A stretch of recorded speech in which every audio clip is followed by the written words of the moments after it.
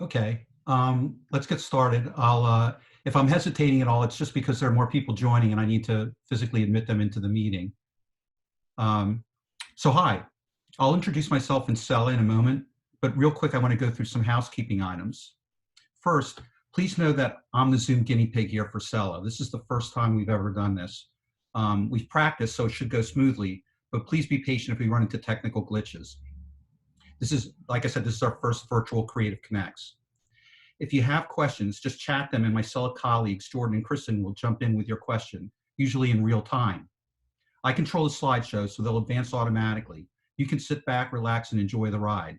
Also, if you're experiencing any technical problems, please send those through the Zoom chat function, and Jordan and Kristen will take care of those. And if you have questions or need help around finding work, please email us at info@sellainc.com. I'm just going to close my participants window here. Hopefully we've got everybody on. So I want to say that I'm proud to say that back in the day, I was an individual contributor like a lot of you guys. I wasn't a manager. I didn't start out that way. I originally went to school to study fine art. My first pivot was transferring into the illustration program at Carnegie Mellon, where I got to work in the design department and also the fine arts department. From there, the change just accelerated. I was living in Pittsburgh and apprenticing with one of my professors. Eventually, I struck out on my own by moving to New York and freelancing as a designer, an illustrator. Long story short, I eventually went in-house. First in the toy and gift industry, where I managed the smallest team of 10 folks. And then into the world of pharma, where I was managing a 100-person multidisciplinary team at Bristol Myers Squibb. The two acronyms I use to describe that transition are OMG and WTF. It was like drinking from a fire hose. Now, in my role at Sella, I'm a change manager who sets teams up in business environments that, despite our best efforts at auditing and assessment, often turn out to be far different than what we thought they would be, and it necessitated that we quickly pivot and figure out how to maintain continuity of business while setting up an in-house team. Throughout my professional experiences, good communication and how I conducted myself in my relationships with my peers, managers, and direct reports drove my success.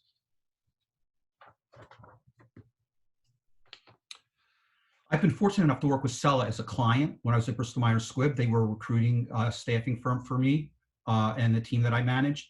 I've also worked with them as a talent. And now, since 2011, I've been with them as an employee. Having worked with a number of staffing agencies, I found them to be the smartest, most committed, and most compassionate of the lot. So as it says here on the slide, we're an award-winning staffing, consulting, and managed solutions firm. We connect top-notch creative marketing and digital talent like yourselves with companies of all sizes and in all industries. We have a passion for matching the right people with the right roles in the right time. And that comes through or happens through us making best connections with you guys. Whether you're looking for freelance or temporary gigs or full-time employment or something in between, we can connect you with the right match for you. We're also into building together with you as a partner your future. So we're driven by your needs. We're going to listen to who you are. As you tell us about yourself, we'll figure out and work with you to find out the best place for you to go in terms of your professional career. Just a few factoids gleaned from Sella's in-house industry survey. The new one will be coming out in the next month or so for 2020. This is actually from that survey. We found that 92% of in-house creative teams regularly practice or allow some form of remote work. So this is really great for us. It means that unlike many of our peers who have been forced into remote work after having been used to working on site all the time, we're able to adapt more quickly to working from home. And it's especially important, given what's going on today with the COVID-19 business disruptions. A second factoid, or factoid number 2, 85% of in-house creative teams permit staff to work flexible hours. Again, this positions us well to adapting to remote work where we may need to balance taking care of family while working from home. I know a lot of you have family members, especially school-age children, that you need to take care of. They're learning online. You may be taking care of older parents like I am. I've learned to be able to, by working remotely and having flexible hours, manage that lifestyle or that work-life balance in a way that many of our peers who haven't done this in the past are still trying to figure out.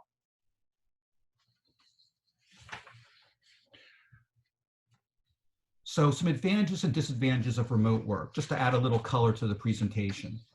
Advantages, well, there's no commute, unless you count walking up the stairs to your second bedroom as your home office, the commute. And if you live in a metropolitan area, that can be real nice because you don't have a lot of traffic you have to deal with. There's no workplace distractions, so you don't have people wandering into your cube commenting on all the action figures you may have on top of your monitor. You get to set up your home office the way it works best for you. And some of the things that we recommend are obviously getting a comfortable chair, having your laptop raised up so that it's at eye level. If you're working on a laptop and you have a second monitor, making sure that that second monitor is in front of you and not to the side so that you're constantly turning towards it. Lighting, good lighting is really important as well. So you have opportunities to kind of design your workspace that you wouldn't typically have if you were working in an office environment. You also have the ability to multitask.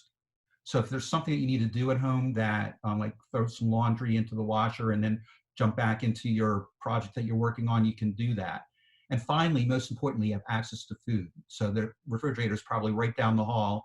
If you get hungry, you can snack whenever you want, unlike possibly when you're at work.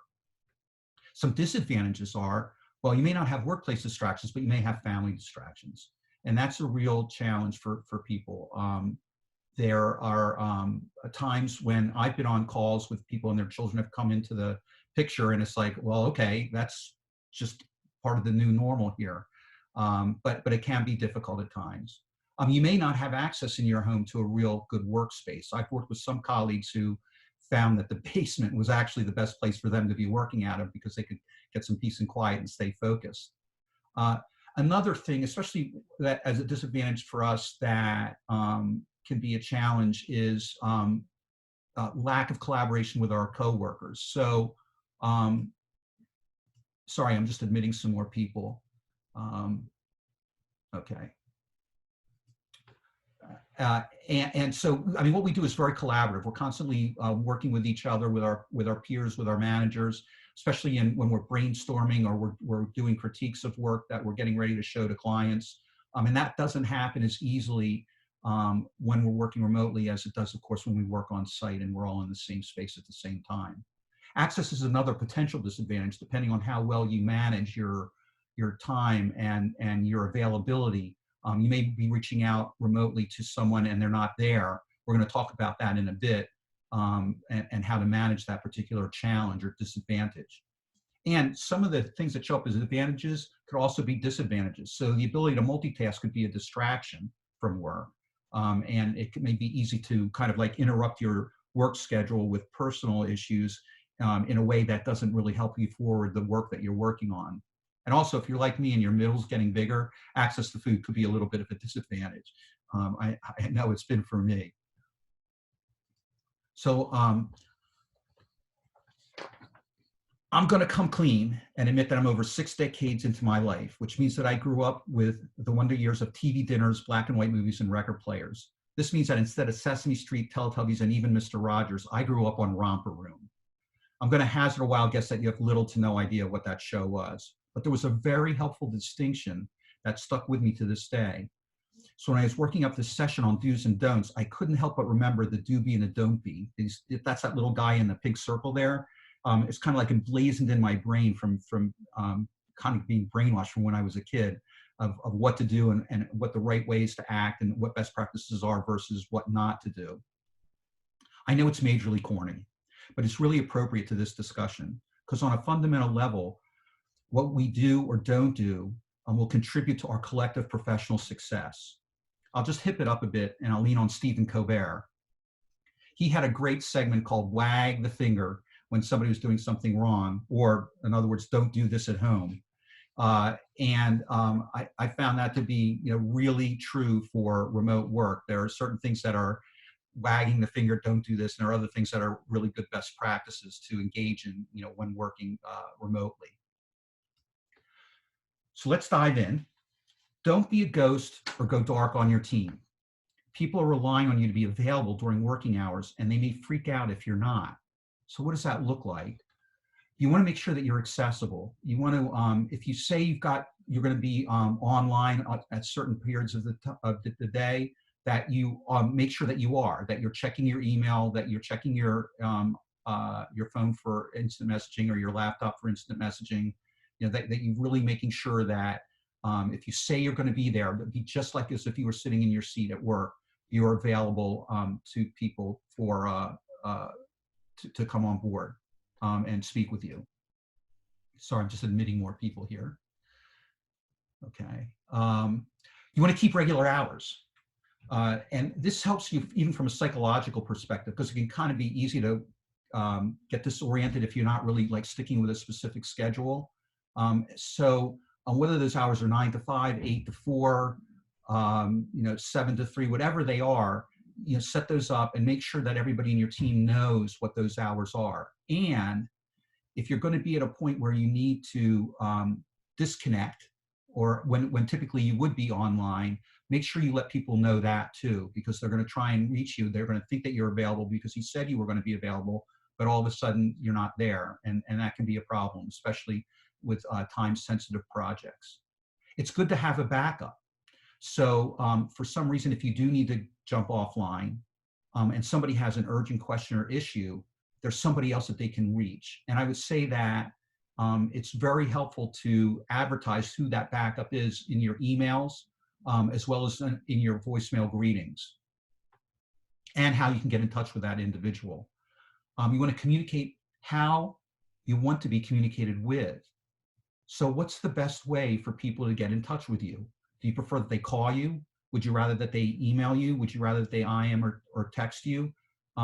These are things that it's really important to parameters to set up with the rest of your team so that you'll be comfortable and you'll be aware and engaged with people who are trying to communicate you that are coming to you from remotely.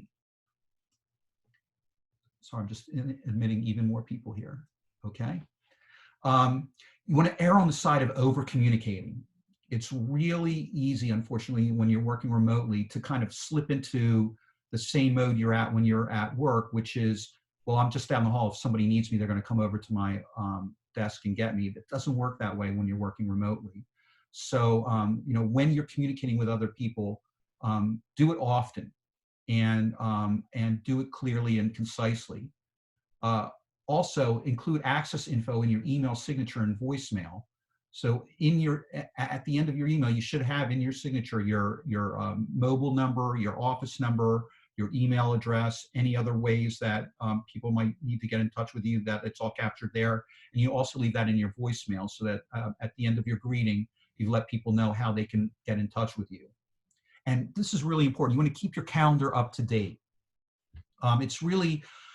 This is a tool that everybody's going to be using in order to be able to figure out when you're accessible. You don't certainly want to be in a meeting and have somebody try to call you because you didn't put the meeting in calendar and they didn't know that you were in another meeting, let's say with a client. Conversely, if you are available, but you haven't taken a meeting out of calendar that shows that you're busy and somebody needs to get in touch with you, they may have that period of time where they know they can't or think they can't get in touch with you when they really can, and you want them to be able to get a hold of you, then you certainly want to take out that canceled meeting so that they know that you're available.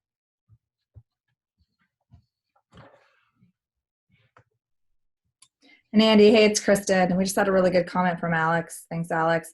On a note, he mentioned when you're stepping away to just let people know that you'll be back in 30 minutes. Either put your out of office on saying I'll be back in 30 minutes, just to keep that constant communication. So thanks for sending that in, Alex. Yeah, that's a great comment.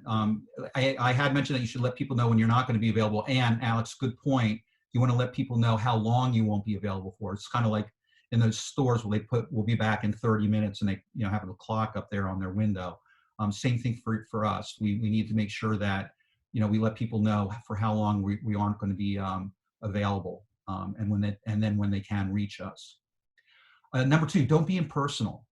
It's not just business, it is personal. Don't be a robot, and don't turn all your communications into base transaction. An informal and personal touch can go a long way towards establishing the kind of strong personal relationships that drive our success. So what does that look like? Well, do use a salutation in your emails. I don't know, maybe this is just a personal quirk for me, but it always bothers me when people just jump right into the email. They don't say, hi, Andy, or Andy, or hello, something that acknowledges that they're speaking to me as a person. Typically, what I'll try to do is mirror my salutation to the one that I'm getting from the person I'm receiving an email from. In other words, if they wrote, hi, Andy, I'll write, hi, Joe, hi, Mary, whoever. If they just have my name, I'll do the same for them, knowing that that's probably what they're comfortable with. You know, and sets up I think a good, just that you're actually, because you're not face to face, it just makes it a little bit more personal. Ask the person you're emailing or speaking with how they're doing, especially now with everything that's going on with COVID-19, and people really dealing with a lot in their personal lives. It makes a difference to kind of break the ice, or warm up a conversation that ends up going into obviously a business discussion, but making it a little more personable at first. You can be a cheerleader. Have virtual water cooler get-togethers.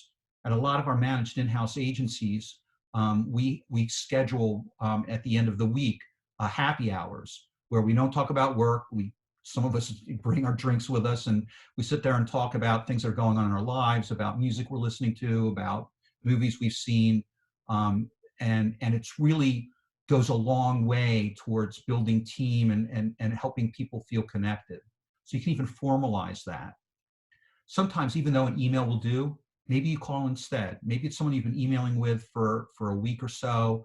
It's somebody you work closely with, and it's just a good idea to just give them a call for one of the things that you're going to email, just to connect with them more personally, and you know, let them know that you're there too as a real individual. You're not just this kind of animated thing on the other side of the internet, or the other side of the phone line. Finally, and smile, even if people can't see you. It actually really affects the way you speak when you're smiling, and that comes across in your communications with people, even if it's not a video conference. Don't be rude during virtual meetings. It's easy to forget that you're dealing with real people when working virtually. And don't think it doesn't come across the phone lines or internet when you're engaging in rude behaviors. So what I would say is, don't eat while you're on a call. Now, I know this is a lunch call that we're having right now. It's totally cool because you guys are attendees rather than participating actively in a meeting, like a brainstorming meeting or something like that. And when you are on those types of calls, don't eat food. Also, don't try to multitask. If you start typing away on your computer, people can hear it. And now there's sometimes when you're typing notes from the meeting, and it's polite to let the people know that that's what you're doing if they hear a keyboard, you know, going on, you know, being banged on. But for the most part, multitasking takes your attention away from whatever's going on in the meeting. And you certainly don't want to get caught off guard with someone asking you a question while you're answering an email and you don't really know what the question was, or you're not really able to join into the meeting. Also, don't interrupt. Now, when we're working in real time with real people in the same space, there's visual cues that we can follow that let us know when someone's finished a thought.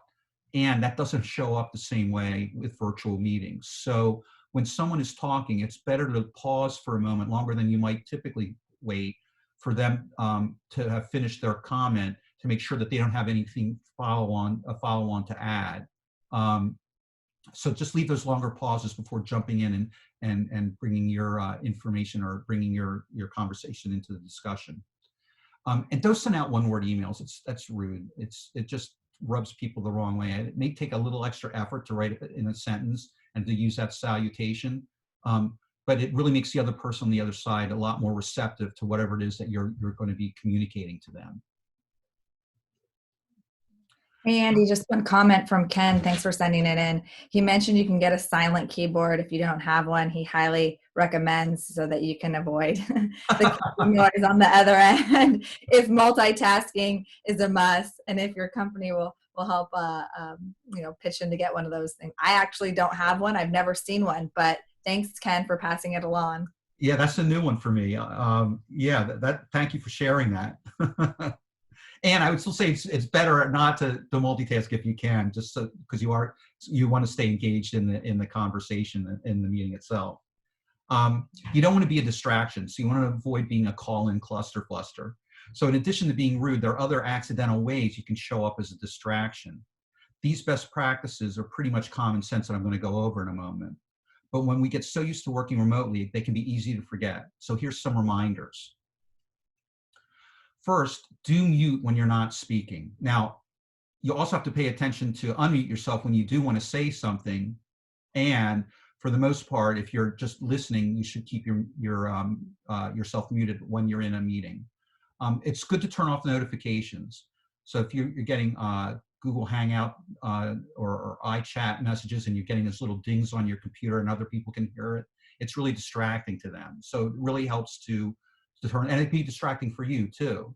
So it helps to turn those off. When you're the presenter, not only should you turn off your notifications, but you should close all other windows that you have up on your, and applications that you have open on your laptop or computer, so that you don't accidentally have an email pop up on your screen while you're doing a presentation, let's say to a client for reviewing a new concept that you're presenting to them. Also, you can put a sign on your door to let people know that you're at work and that they shouldn't disturb you. This is a sign that I put together. Let me make sure I get this in the camera right here. Where is that? So if you guys can see that, that's what I put up on my door, just with a little piece of tape, and lets people know that you know, my family know that they shouldn't come in and disturb me. And I have one of those up on my door right now. Also, don't, when you can, when it's possible, take calls outdoors or in a noisy environment, especially if you're going to even be talking a lot, because you have to go off mute. And at that point, everybody can hear everything that's going on in the background. If you're outside, even a little bit of wind can make it sound like you're in a wind tunnel. People really hear that, and it's very distracting, and it makes it hard for people to focus and concentrate on what it is that you're trying to say. Don't mix up your messages.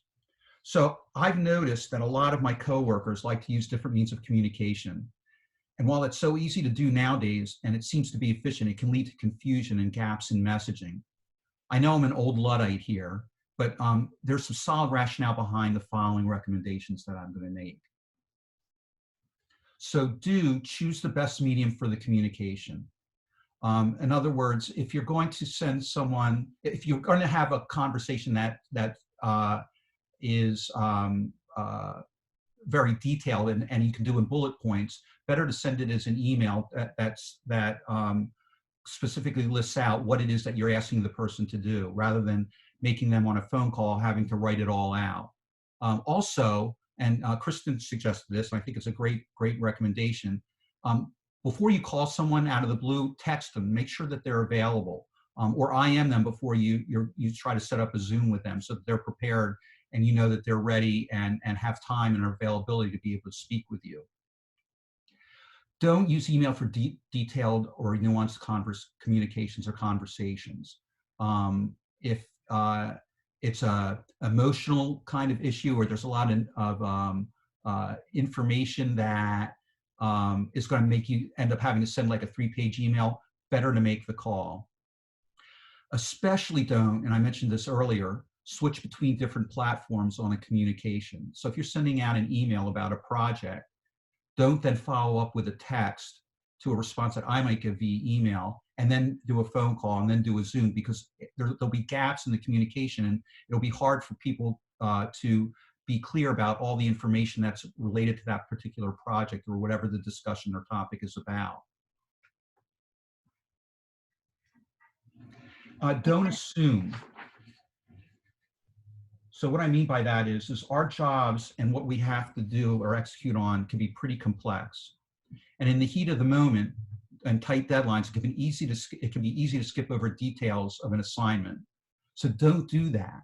Instead, do be clear about expectations. So make sure you understand when you're getting an assignment, the what it is that they're asking you to do, when it's due by, and how much time you should be putting into that particular project. You know, what the level of effort is that's been estimated for that particular activity.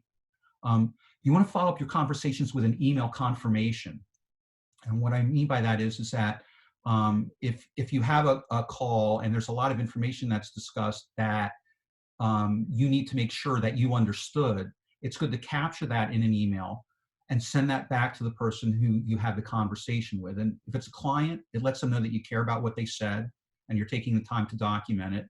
It's also kind of a CYA. So if there's something that maybe the client said that they needed the job on Thursday, but you thought they said Tuesday, and you didn't confirm that, but in writing or documentation, it can become a he said, she said. The other thing that's good about following up conversations with an email confirmation is it lets you know, or lets them know, the person that you had the conversation with, that you understood everything that they explained to you, because sometimes there can be miscommunication. And if that does occur and you send an email and it shows up in the email, they can come back and correct you with any kind of misunderstandings that may have occurred during that conversation. You also want to make sure you're presentable. So I know every day when I get up in the morning, I dress as if I'm going into the office. I brush my hair, brush my teeth, make sure that I'm really presentable. Even if I'm on calls where people can't see me, there's something about dressing for success that really makes a difference in terms of how you communicate with other people. You also want to make sure that you're in a clean and uncluttered environment. So you want to think of yourself as a news anchor. And you can even download virtual backgrounds that will allow you to put a background that maybe is better suited for what you're trying to do than what's behind you at the moment. So what I'd say is Romper Room had it right. There are do be's and don't be's when it comes to remote work. I just threw this in there because I had to get that picture of that woman with that beehive hairdo. It just totally fascinated me. And we do have some questions that I'm going to go through, and then Kristen and Jordan, if you have any other questions to add, please let me know. But I'll start with the questions that I have here. One is, what is the best background distance and angle of computer camera? And should you show from shoulders up or just show faces? Sometimes a whole face is distracting. I'm thinking of broadcasters' best practices we should always follow. That's a great point. It is really distracting if all of a sudden, like I'm doing this, I'm getting my face like right in the camera, and people still expect kind of the personal space that they would have with you if you were in person with them. So kind of use that as a guide. As close as you get to somebody when you're speaking with them live and in person is pretty much the distance you should think about keeping yourself from the screen or from the camera when you're working with someone virtually. This is an interesting one. What should people who aren't accustomed to remote work do to get psychologically ready for it? So it can be tough working from home for a lot of different reasons. And I mentioned some of the disadvantages. Some of the things that help us get acclimated to working remotely are making a schedule and sticking with that schedule.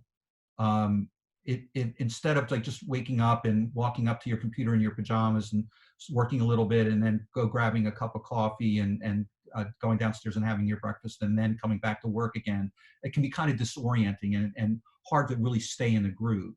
Conversely, though, I'd say that it's good to be very careful about not staying glued to your computer all day long, because it can be easy to do that as well. I mean, I found myself on some days like not walking out of my room from 8 to 5, even for lunch, and that's not a good place to be. It's good to get outside or go downstairs or go to the kitchen, get something to drink, just to take just to catch your breath and to disconnect a little bit from work. Another question is, when you work remote, what program works best? Is it Slack? Well, Slack is one. iChat's another program. Google Hangouts and Microsoft Teams are two others. Generally, when you're working with companies, they have a preferred platform, so that's the one you're going to need to most likely work with. I would say that out of the ones that I just mentioned, Google and Microsoft Teams has a wide range of features that make them really easy to use. But of course, Zoom is a great tool, and that's the one that we use here at Sella. How can I make a positive first impression if I'm meeting my new colleagues on video for the first time and for the first month of work? Well, I think I kind of mentioned that earlier on. You need to dress for success. You want to open up your conversations with more informal or personal topics. And don't forget to smile. It only sends a positive signal to whoever you're speaking with, and it also impacts the way you communicate. I just say that you really want to try to break down the barriers and make it feel as much as of an in-person conversation that you're having remotely as you possibly can. Is there a free app available to track time on freelance work? Not that I'm aware of. There's some that will give you a test period, there'll be a trial period. But the two that, and I'm not, there are many different tools. The two that I've used the most are Harvest and Function Fox. And they're subscription based and they're very reasonably priced. I think that's the questions I have. I'm not sure, Jordan and Kristen, if there are any other questions that came in during the presentation. There's a couple from chat that we just wanted some clarification on, Andy. This is from Kristen. It's around typing during, taking notes during calls. Yeah. And, if you have yourself on mute and you just let people know, hey, I'm going to be taking notes on calls, I'm typing them up. I think it's just giving your audience a heads up as you're speaking. Sometimes you have to jump in as you're typing and just letting them know I am taking notes. That's really what we're saying, Kristen, is just that clarification to whoever you're speaking with that, no, I'm not multitasking. Yes, I'm taking notes and I take them, via computer. I type everything up. I think just giving them, whoever you're talking to, that heads up. Yeah, So exactly. wanted to point, clarification there. That's A couple other ones, Andy, is just around your presence on screen, and some good notes from Mark is, avoiding dark rooms, making sure that you're well lit, that there's a good source of light. Otherwise you'll be backlit, you'll have a silhouette, people can't see you. The whole point of any type of video conference is to be able to see the person on the other end. So that was a good point. Mark, wasn't sure if you wanted to add anything else there, Andy. Well, like I said, if you keep your background without a lot of clutter, that's really good. Also, you and I talked about this earlier, Kristen, if you buy a window, even if you're tempted to open it, that can bring in a lot of ambient noise. So you want to make sure that you're careful about the sounds that are around you, some of which you're not even noticing, but the mic will pick up. So you need to be careful about things like that. Awesome. And then there's just a couple other, thanks for chiming in, guys, in terms of time tracking, a couple other assets that the team here on the call has been answering, which is around My Hours to track time, as well as Toggle. Great. So yeah, two other applications. Yeah. And that was it from chat. Okay, great. Well, we're at 12:35. We went a little bit over. Sorry about that, but I hope you got some valuable information from us. And if you have any questions at all, please come to sellainc.com and take a look at our site. I really recommend you take advantage of the blog. There's a lot of good articles on remote work that are currently up there that add to what I'm talking about or what I talked about today. And I just want to thank you for your time. I hope that this presentation brought some value for you.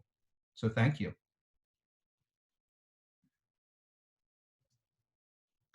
This is amazing. Thank you. You're welcome.